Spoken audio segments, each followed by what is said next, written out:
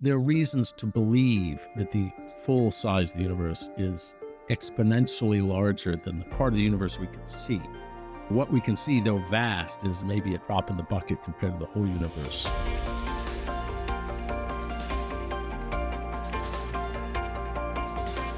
Welcome to Purposeful Lab, a Magis Center podcast. I'm Catherine Hadra with Dr. Dan Keebler. Great to see you again, Dan. And the same. Great to see you again, Catherine. Great to be back in the podcast studio. We're delving into episode 2, season 2, and welcoming back a familiar face to our podcast listeners and viewers, Dr. Stephen Barr. Dr. Stephen Barr is Professor Emeritus in the Department of Physics and Astronomy of the University of Delaware and former director of its Barr Research Institute. Professor Barr does research in theoretical particle physics, especially grand unified theories. He's a fellow of the American Physical Society and author of Modern Physics and Ancient Faith. And let's get right to it. Here is Dr. Dan Keebler's interview of Dr. Stephen Barr.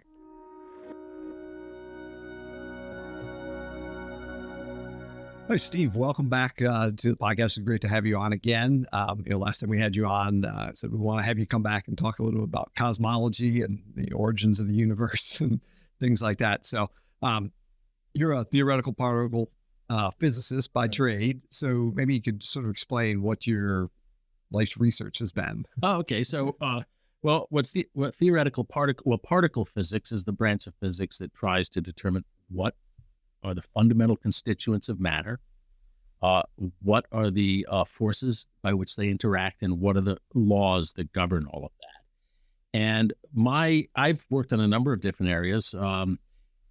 For example, something that has a grandiose name, grand unified theories. Those are theories that try to unify, give a unified explanation of all the non-gravitational forces in the universe. I've worked on neutrinos.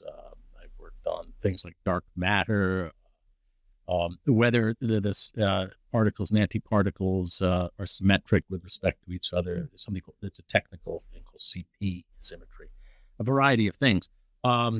And also, most people in my field, the theorists in my field, work also on cosmology because what the fundamental forces are and particles are and so on are very important in what happened in the universe at the early stages. Okay. And so what we study as particle physicists has very big implications for the early history of the universe. So most of us have also worked on cosmology of the early universe, including things like dark energy, dark matter, where matter, I've done a significant amount of work on why the universe is filled with matter and not equal amounts of matter and antimatter. Okay, so why it has something. Yeah. So this is right where we want to start here is, at the beginnings of the universe. So how do we know, right? The universe is this many billion, 14.6 billion years old.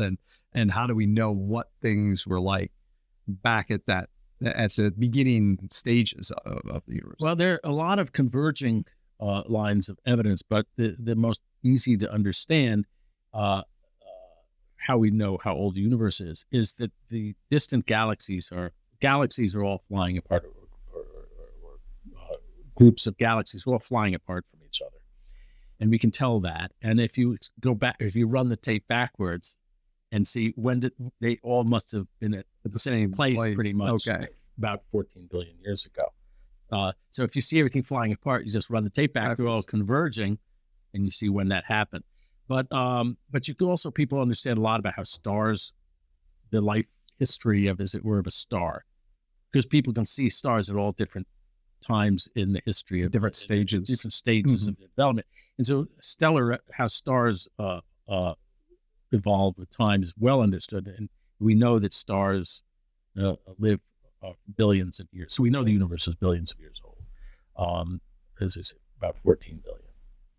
Yeah. And so, if we look around the universe now, you've got all these, complex sort of elements and molecules and stars and so forth. But at the early stages, you don't have that. Right? You've got, just some atomic particles.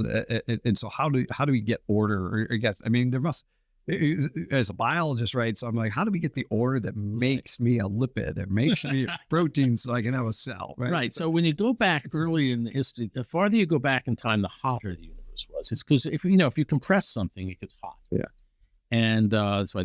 So if you go back early on, it gets hotter and hotter and hotter. Very early on, it was so hot you didn't have what you had is basically a pretty uniform soup of subatomic particles. And then it got a little cooler, and then you had things like protons and neutrons, electrons primarily. That you didn't have elements like uranium and iron. Yeah. You just had protons, neutrons, electrons.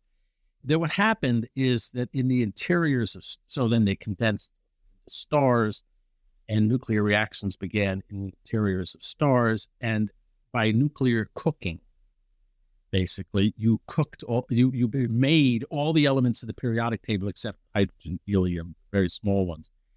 Most of the stable elements of the periodic table, other than hydrogen and helium, were made by nuclear cooking processes in the interiors of stars.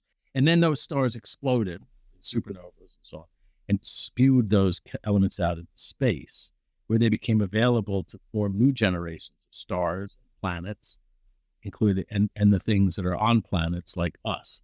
So all of these things like carbon and oxygen, nitrogen, and so on in your body, the iron in your hemoglobin in your blood, they were synthesized inside an earlier generation of stars. And that's a process that took billions of years to happen.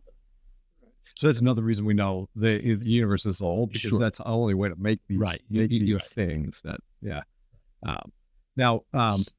So when you talk about you're going backwards as these galaxies, running the tape backwards until you get to this singularity, whatever the beginning of all things. We don't know that it's the beginning of all things. Right. Okay. It's certainly the beginning of our universe. It probably was. I mean, I think most people just assume, and probably it was the beginning of the universe, and not only the beginning of the universe of stuff, but the beginning of time itself. There are speculative hypotheses, very speculative ideas. Well, maybe something happened before the Big Bang. But even if something happened before the Big Bang, there are strong arguments to suggest that the universe did have a beginning, and time itself had a beginning at some point, a finite time in the past. But most people just sort of assume, and it seems most likely that it was the Big Bang. It was the beginning of the physical world. Yeah. And you made this distinction, I've seen in your writing, the distinction between the beginning of the universe and the beginning of time comes into existence, and the origin of the universe, because a lot of people think those, use those terms interchangeably. It's the origin of the universe, the beginning of the universe. What are you trying to get at? Yeah, I think there's people make a mistake which can have bad consequences philosophically, and that is they think that physics will be able, very likely, to explain how things happened at the beginning of the universe, or how things unfolded. What did the beginning of the universe look like, and how has that come out of the laws of physics? It's not the same as sort of explaining why there's a universe. And the analogy I make is there's a difference between the beginning of a novel and the origin of the novel. If I ask what's the beginning of this novel or this story, it's the first words. Right. A Tale of Two Cities has famous opening words. It was the best of times. It was the worst of times. That's the beginning of the story. What's the origin of the story? Well, in that case, Charles Dickens' mind. He originated the story. He made it exist as a work of art. What is the beginning of a symphony or of a piece of music? It's the first notes. That's all. Why is there a symphony? What's the origin? Why is there a symphony at all? It's because of the composer's mind. And so when you're asking the question, the philosophical, theological question of creation, you're asking, why is there a universe at all? Why does it exist? And that's not the same as asking what happened at the beginning. The first words, the first events of the universe are not why there's a universe any more than the first events in a novel plot are why there's a novel. Yeah. So the first events of the universe, there's something there that you're now describing. Right. I mean, Hawking actually, towards the end of his life, Stephen Hawking, the great physicist who died not long ago, he started saying, well, quantum mechanics, quantum gravity, physics will explain, get rid of the need for a creator, will explain how the universe began and therefore explain why there's a universe. But he actually much earlier, put his finger on the decisive point, which is, he said in his first famous popular book, A Brief History of Time, I think it came out in 1988, he said, all physics gives you is a set of mathematical rules and equations. It cannot explain why there is an actual universe for those equations to describe. The analogy I sometimes make is with a game. A game has rules, like chess. The laws of chess. Yeah. And the laws of physics are to the universe like the laws of chess are to a game of chess.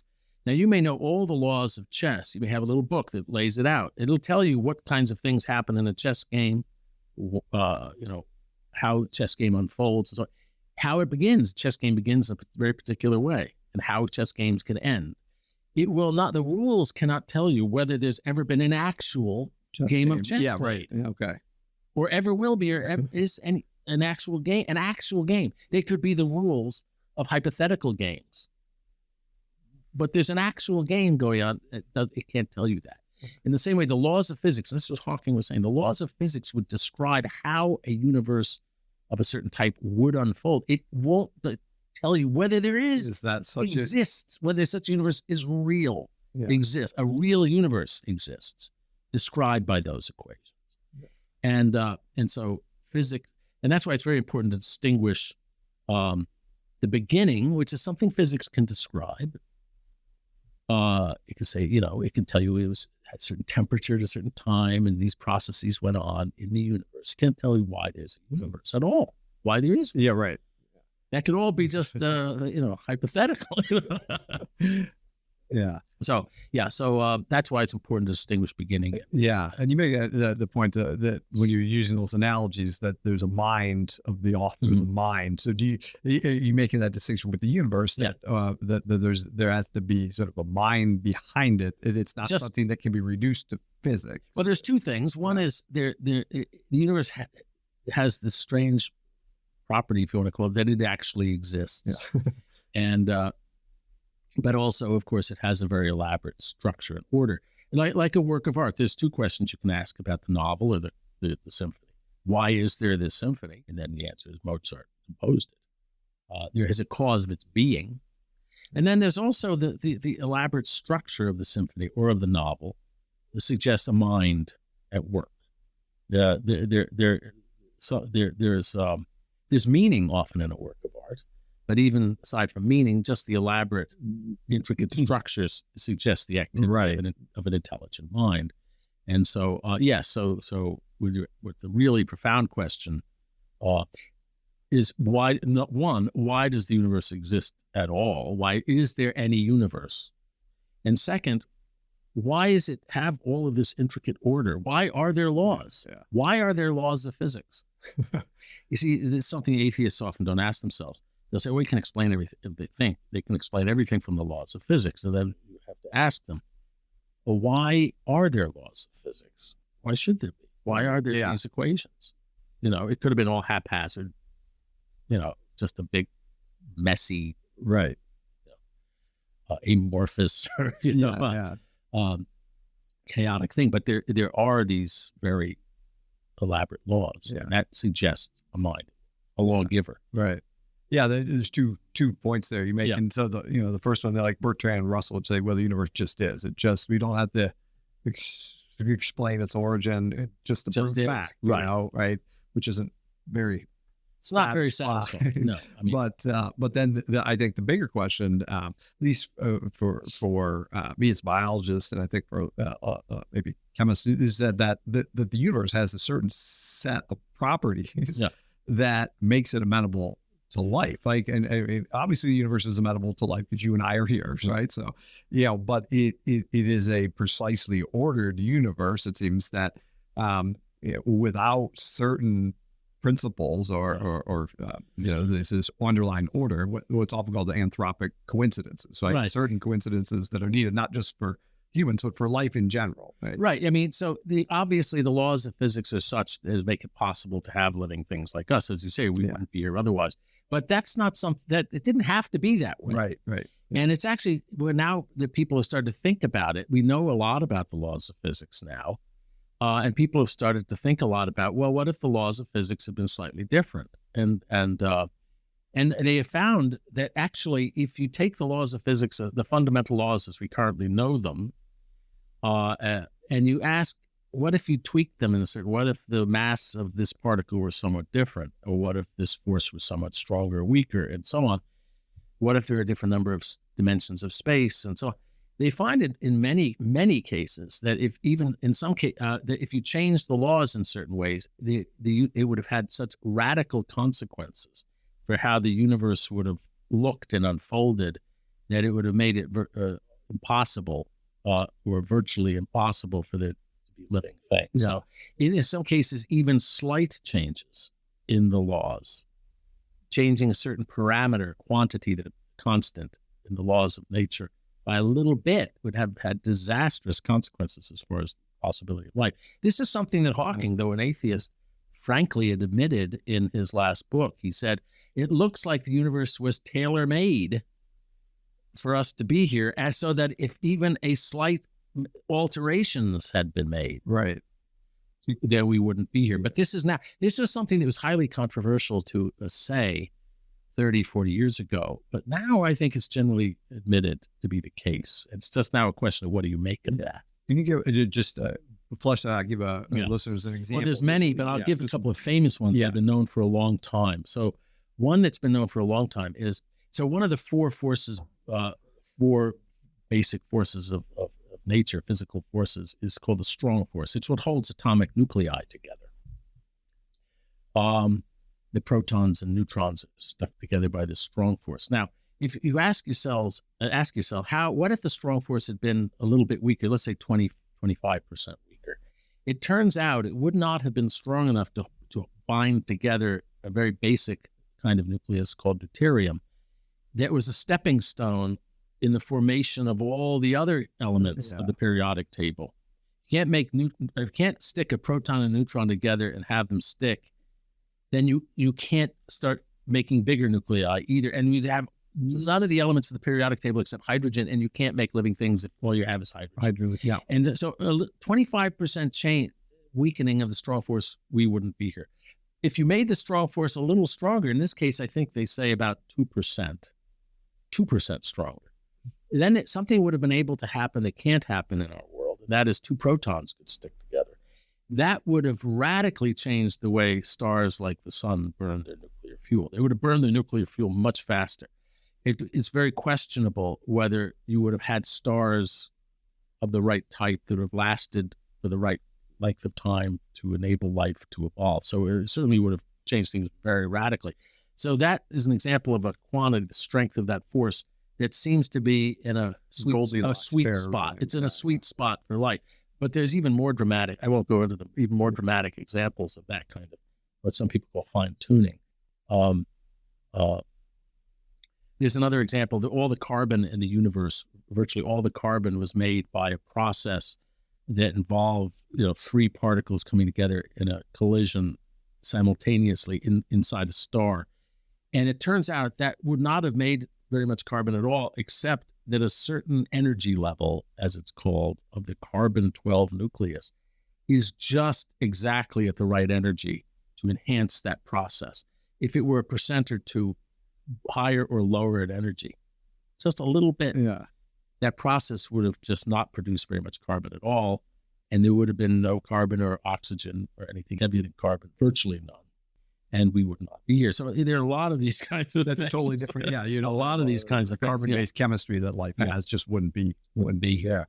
So what do you make of the fact that you have all of these coincidences that you may call where everything seems to be a setup job, or seems to be set or tailored to at least the life as we know it. Maybe again, this is an N of one. We've got one universe that actually played out, but physicists can make up laws of different universes and see how they play out. Right. That's right.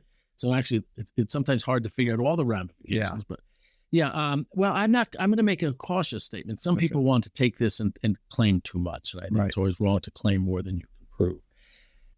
Superficially, what it seems to say is, well, the laws of physics, somebody was designed them specifically to make them such as to give rise to life, because the person who designed the laws of physics had that in mind as the purpose, is the universe should give rise to life. There is, so that would be a very strong argument for the existence of God. But there is a naturalistic way, potentially, of explaining at least some of these coincidences. And that is an idea called the multiverse idea, which some people scoff at. Even, I have to say, even many people in fundamental physics detest this idea. Okay. It's not, but it's partly because it's almost certainly not testable experimentally. But the idea is not really so much that there are many universes. It doesn't have to be that radical. The idea really is that the universe is very large, much larger than the part we can see, almost certainly much larger than the part we're able to see. And it could be that in regions of the universe that are very remote from each other, that certain things we had thought were constants of nature, like the strength of the strong force, could be different in different parts. Places that are... Or the energy level of the carbon-12 nucleus could be different in different places, and a lot of these other quantities and features could vary from place to place. And now, if that were true, it could be like a big lottery, basically. And so it might just be that if you have a big enough universe with enough possibilities are sampled in different places, there's bound to be one place somewhere, or some places where all the things line up. You buy enough lottery tickets, you're going to win. You try enough keys in a lock, one of them will unlock. If the universe is big enough, you're going to have an infinite regions. Or it doesn't even have to be infinite. It would have to be. It could just be exponentially large, but a big enough exponent, and you could do that. Now, that's not as far-fetched as it may sound, and I actually think some anthropic coincidences, what we're talking about, I think coincidences in the laws of physics that make it possible for life to happen. I think some of them may actually be explained that way. But what I would say is this: we should, just as we shouldn't take it for granted. I mean, to have a multiverse, to have the universe be a multiverse, to have different fundamental quantities like vary from place to place, it takes the deepest laws of physics would have to be very special for that to happen. The rock bottom bedrock laws of physics, as most of us in my field believe that deep down there is some set of laws of physics that governs the whole universe, whether it's a multiverse or not. There's some ultimate set of laws. That they would have to be such as to have a flexibility in them that enable these quantities to vary from place to place, like the strength of the strong force and so on, with the masses of certain particles and so on. And that itself is a very remarkable property for the fundamental laws to have. And so the takeaway lesson, I think, is this. It is a strange and wonderful and remarkable thing that the laws of physics are such as to make possible the evolution of creatures such as us. For that to happen, the fundamental laws have to be special, very special, in one of two ways. They have to be special, either that a number of the quantities or features of the laws are just exactly tuned or just right, or they have to be special in that they allow these things to vary from place to place over a vast range of possibilities to give these this kind of multiverse. And either way, that means the fundamental laws have to be very special. You can't quantify this, but if somebody sat down, and people, as you say, people in my field, we sit down and we invent laws of physics all the time. Because we're trying to explain phenomena, and we're trying to guess what the laws of our universe actually are. Yeah. And so we invent possible, and most of the time they turn out not to be the right laws. But if you invent a law out of your head and then say, okay, God, here, create a universe with these laws, chances are the universe wouldn't have life in it. It wouldn't. Most universes would be barren or at least sterile, because you need a lot of things to go right. A lot of things have to go right in order to have life be possible. The existence of life in our universe is based on the interplay of a lot of forces, a lot of types of particles, have just the right properties, the particles have the right masses, the forces have the right strengths and ranges and characteristics. There's a very subtle interplay between many things that actually make it possible for us, for complicated organisms to arise. Many things could have gone wrong. Yeah.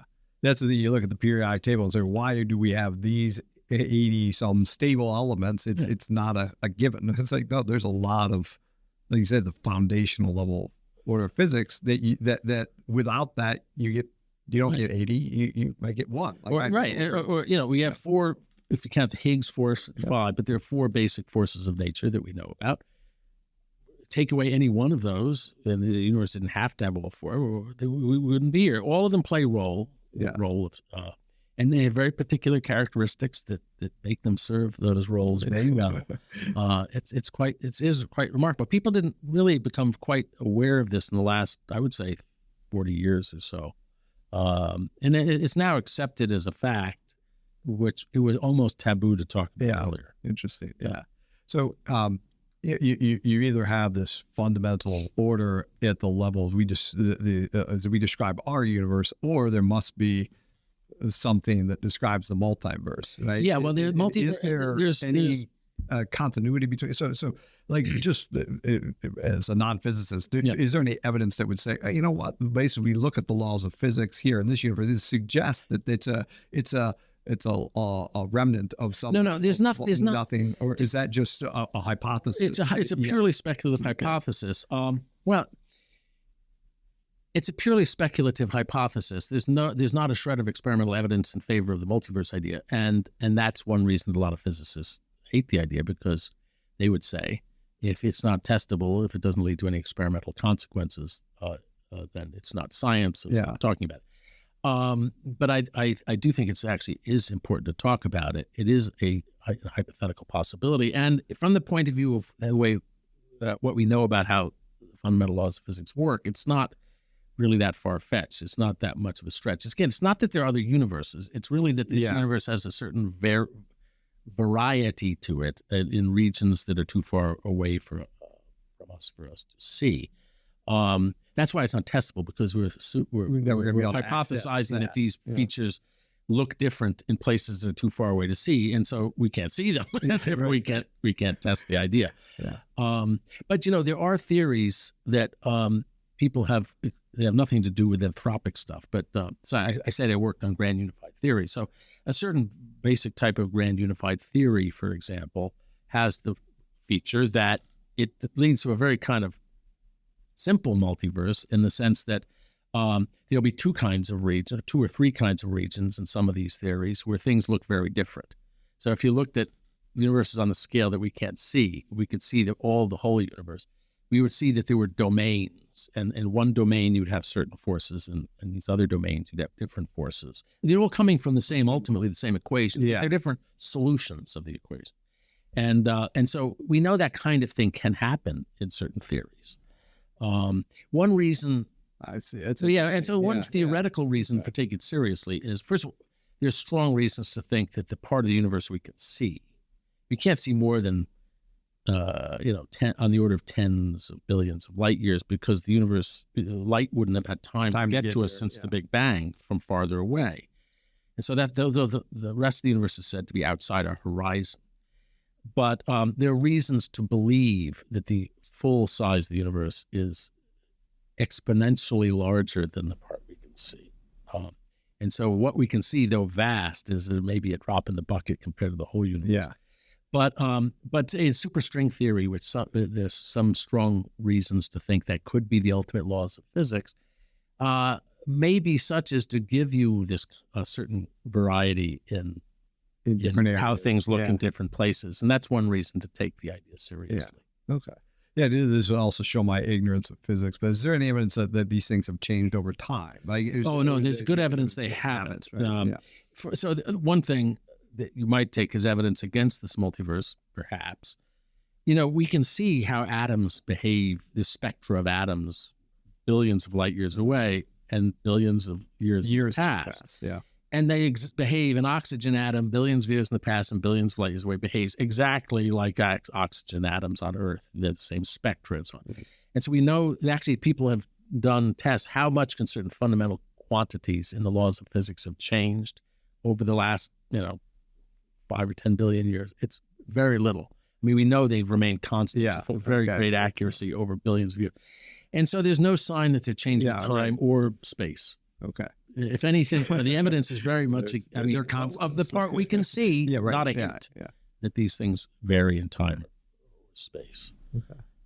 That's good. Yeah, we talked before when you were on about sort of the limits of physics and what it can and can't tell you. And I just wanted in relation to cosmology, there's a lot of people that argue. I've seen these arguments about how the universe is inhospitable to life for the most part. It's incredibly vast. It's so huge. Most of it is not amenable to life, and it's also immensely old. It's billions of years old. So that suggests that we're just some random twig on the a lucky backwater was a given universe, and the universe didn't see us coming. We just started happen, and there's no purpose or anything underneath us. Yeah, that but again, here there's somebody trying to use the science to demonstrate purpose or not purpose. But this has been an argument for the atheists have made, not just atheists, but you look at the vastness of the universe and you say, well, how we don't seem to amount to a hill of beans, right?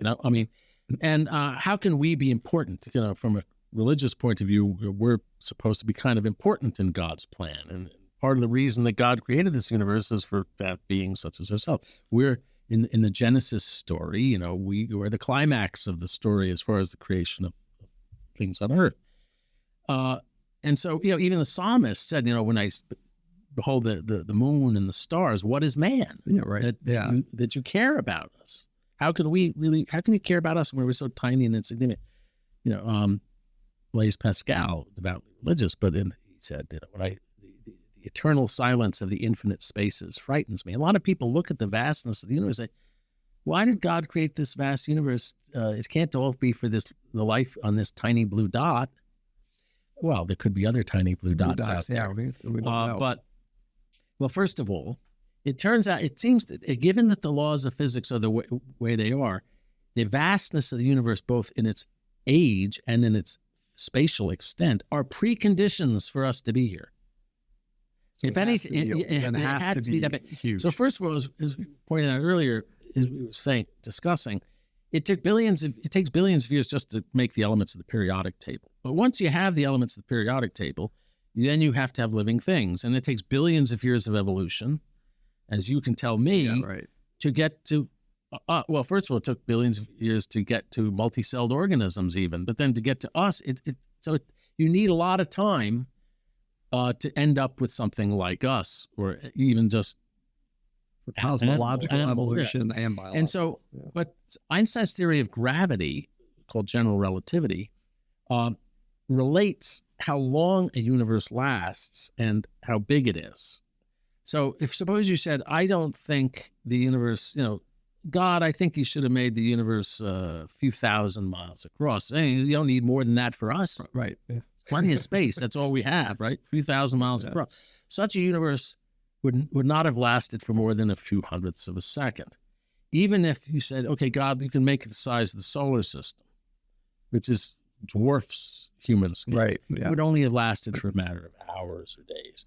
So you want a universe that lasts billions of years, which you need, given the way the laws of physics work. It has to be billions of light years across. If you don't let it get that, if you won't let it get that big, it's only going to last a short time. And so the vastness of the universe is a precondition for us to be here. And I also have always thought it was a little strange to compare the age of the universe to our scale of time anyway. A tree lasts a lot longer than the fruit of the tree. If we think of the fruit of the tree as sort of maybe one reason it's there. Why it's there. Maybe from an evolutionary biology point of view, the tree's purpose is to make more trees by having fruit. Yeah. But it takes a long time for the tree to mature, maybe many years, and the fruit lasts a very short time. And so it's not surprising that it took a long time for the universe to sort of mature to the point that it could give rise to it's fruit. Yeah. No, it is. Yeah. But the physical dimensions of it are a consequence of it having had to last so long. Yeah. Do you think, when we talk about changing the constants, is a way to change the constants and get a universe that's smaller? And well, you could. You wouldn't know, or it's hard. Well, that's the thing. When you start to monkey with the constants in that way, yes, you could. There's no question you could have different laws. Yeah. And you could have a universe that lasted for a long time and never got bigger than a certain size. But you have to. But actually, it's almost, I would say, based on having worked on a lot of these things, undoubtedly, a lot of other things would have started to go wrong as a consequence of that. So that would be a very dangerous thing to change the laws in that way. I mean, as I said, you change the laws in certain minor respects, it has disastrous consequences as far as life goes. But that would be a major change, and I haven't actually thought about that particular question, but I think I can say with some confidence that it would have. Part of the reason the universe has lasted so long, there are different time scales in physics, and there's very big ratios between some. Like the age of the universe, compare that to, say, the typical time that things happen on an atomic level. Right.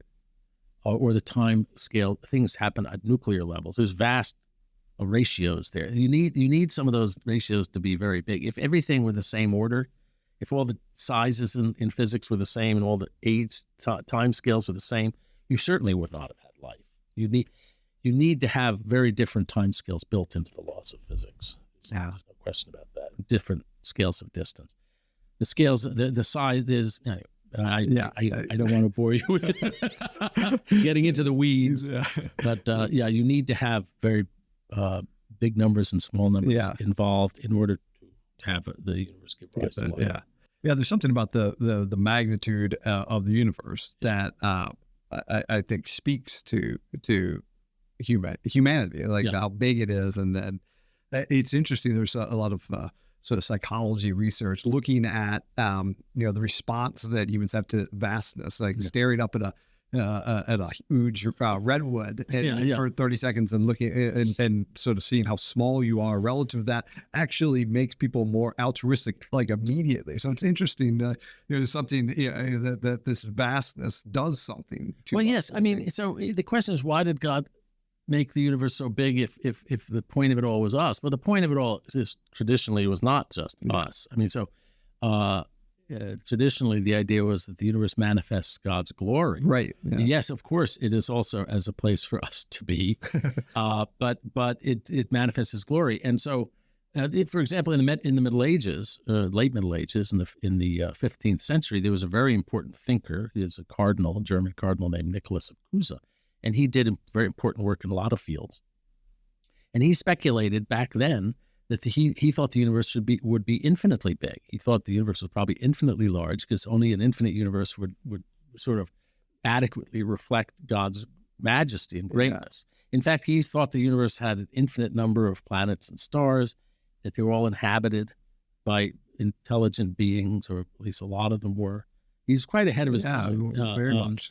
Yeah. And so he thought, but so that's another thing. If the heavens declare the glory of God, as the Psalm says, then that's another way of understanding its immensity. Yeah, no, exactly. So excellent. Now, I appreciate you coming on and there with that thought of the immensity of the heavens, and we can ponder that however we will. So thanks for having me on.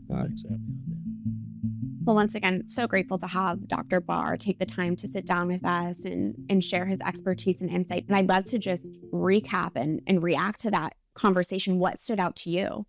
Yeah, I think one of the points that he always makes, and he talks about the universe having a beginning in time versus the universe having being created. And a lot of people think those are the same things, like, okay, the creation moment or the beginning in time.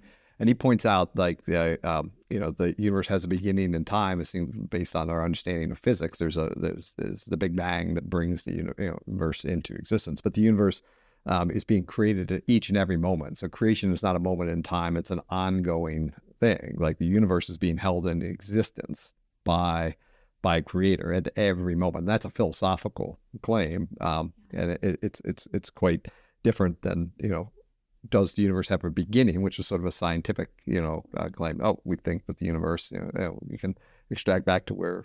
What's its start date? When did it begin exactly? And I loved that, book metaphor that he gave as well. That was helpful for me about, the book begins when the author has that idea, right? Not necessarily pen to paper.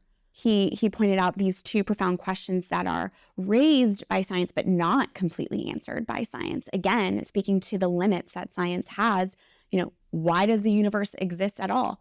Science can't answer that. Yeah, it's interesting. I think scientists always want, when we're looking at things, you say, well, how does this frog come into existence? They want an explanation of that. But then sometimes say, well, the universe just is. We don't need to explain it. But I think the same thing. We want to explain, why is the universe here? Why do we have it? Where did it come from?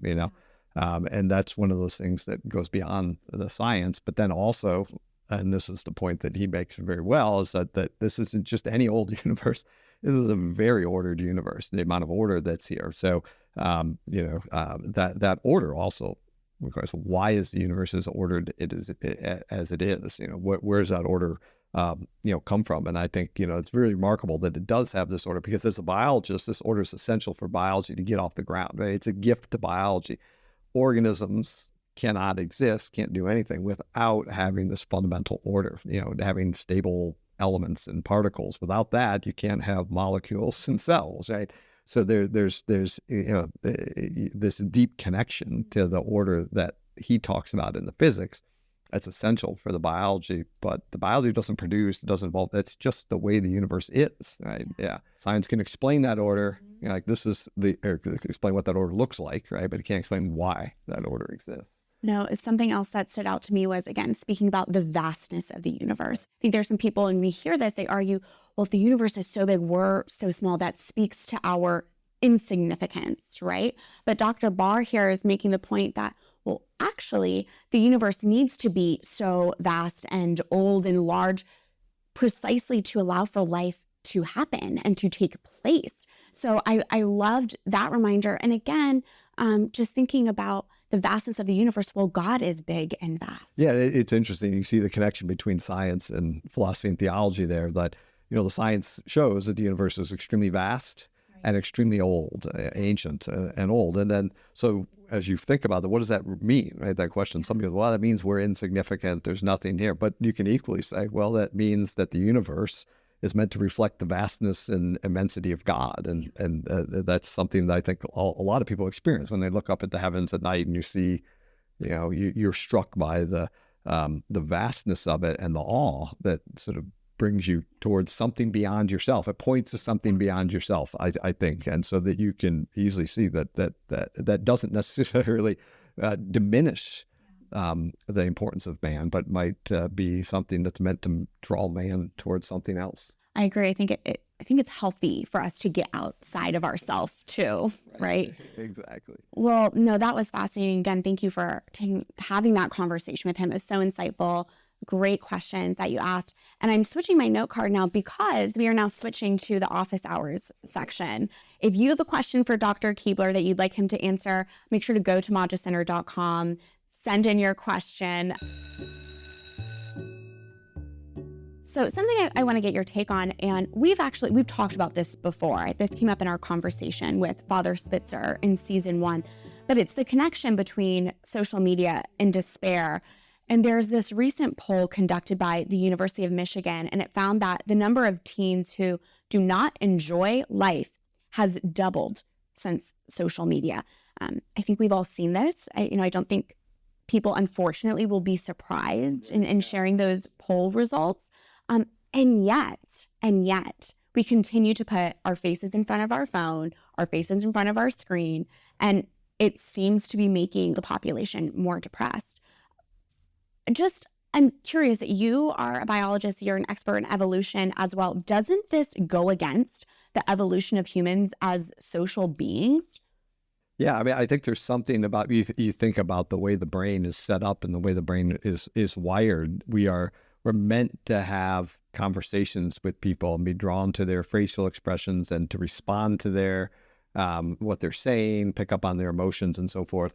And we're wired that way. And you don't have that in a social media. You're just staring. You're sort of passively. You don't have to respond. Like there's this, being able to respond, and that causes changes in your brain. There's hormone, dopamine, there's serotonin that's released, there's oxytocin that's released, there's different endorphins that are released during a good conversation, which helps change your brain and make you more emotionally intelligent so you can have deeper conversations with somebody. So there's this sort of natural wiring and setup of our brain that we're meant to develop and have real conversations with people rather than just stare at a screen and be passive. And we don't get that. And then it becomes more difficult to actually have real conversations. So it's a downward spiral, unfortunately. And yeah, I don't know. What do you see out there in the world with people in terms of social media? What's your take on that? I mean, I'm just reflecting on my personal experience. I think I was in high school when I got MySpace, and even just, my goodness, the teenage years are hard. Like my empathy goes out to teenagers. Teenage daughters right now. So I'm really worried about the social media. But there was another recent study. I know this one focused on teens. New recent study came out talking about the impact of social media on marriages. Oh, yeah. And when a husband and wife are more addicted to their phone and social media, it hurts the marriage. And it doesn't bring you out of yourself, right? Staring at a screen is all about you and what you're getting out of it. And good, healthy marriage is learning what your wife needs and your husband needs and being able to interact and come out of yourself to meet their needs, or not just to satisfy yourself by staring at a phone. And you can see how that can very quickly lead to problems in a marriage, just like young people don't develop to the point where they can have a healthy relationship because they're not used to that feedback. I have another question that I think is right up our alley here at Purposeful Lab. So over the summer, Pope Francis wrote to participants in the Vatican Observatory Summer School, who are comprised of scientists who are studying the cosmos. And he wrote to them that they should be willing to be surprised by what their research reveals about the immensity and complexity of the universe. He said, quote, "In science and in philosophy alike, we can be tempted to obtain only those responses that we already expected, and not to let ourselves be surprised by new and unforeseen discoveries. My hope is that you will not remain content with the results of your research until you have also had the experience of being surprised." What's your reaction to what the Holy Father said there? Yeah, I think that is the history of science, is one surprise after another, and if you think that you got it all figured out, then you don't know what you're talking about. You think about all the the great discoveries of science that nobody foresaw those. These are like surprises of the way the universe is structured, or the idea of an evolving universe, the idea of a universe that's quantum at behavior at its fundamental level. Those are surprises. And as biologists, biology is nothing but surprising. I think I always tell my students that there's always an exception to every rule in biology, because living organisms do all kinds of weird things. And I think there's that idea of surprise is what motivates, I think, and should motivate a lot of scientists, that surprising discovery. You look at, biology, there's all kinds of weird things going on, It highlights again how the church is a leader in science and has been over time. And also, the church is not married to one scientific theory. Right. And if it's truly a scientific theory and doesn't have some weird philosophical baggage added onto it, with that caveat, it's just the church wants to engage with that, right? Because that's a deeper way of understanding reality. And the church would say, well, how does that maybe shed light on our understanding of God, or our understanding of ourselves. And so there's a natural synergy there. And I think it is being willing to be surprised and then to rethink what we thought we knew, right? And there's always a danger. We're comfortable with what we know, but we don't want any new surprises. We like to be set in our ways. The older I get, the more set in my ways I get. But having that openness to what the universe is and how it is, rather than taking a preconceived notion. Experience it like in my lab of this surprise, this surprising discovery, and you almost don't believe it at first. I had to work on fruit flies that had seizures. I had done this work in my graduate days and parts of my career, and I had students that were treating them with an omega fat, and they're giving them a little bit of that, and they came to me, hey, they don't have any seizures anymore. And I'm like, no, I don't believe you. Go do it again. It would work the second time. I'm like, no, I still don't believe you. Do it again. They did it the third time, and it worked a really small amount, and it cured them of their seizures. And it's that surprise, like, I can't believe that's actually working. Then you start to, and it's that I think a lot of people, that discovery of surprise. It's not what I expected. It's a really small scale compared to, like, the understanding of like an evolving universe or quantum physics. But that surprise and being open to that, there's something that the universe is in biology is more complex than we think. Even some of the best scientific discoveries and inventions happen by accident, even. Yeah. Again, I think this is a reminder of, we are not afraid to ask big questions, right? Like, let's ask big and bold questions and allow ourselves to be surprised at what we might discover. We had Chris Baglow on the first episode, and he always says, scientific discoveries allow him to do deeper theological reflections. Like, oh, there's a surprising new scientific discovery. What, that allows you, opens up new vistas for theological thinking. And vice versa. So I think there's that fruit cross-pollination there. No, absolutely. No, that's I was heartened to read those comments by Pope Francis, and again, I think speaks to our mission here as well at Purposeful Lab. And with that concludes episode 2 of season 2 of Purposeful Lab. But make sure to go to majuscenter.com, find out all the information about the podcast, and make sure to subscribe to Purposeful Lab at your favorite podcast platform. We'll see you next week.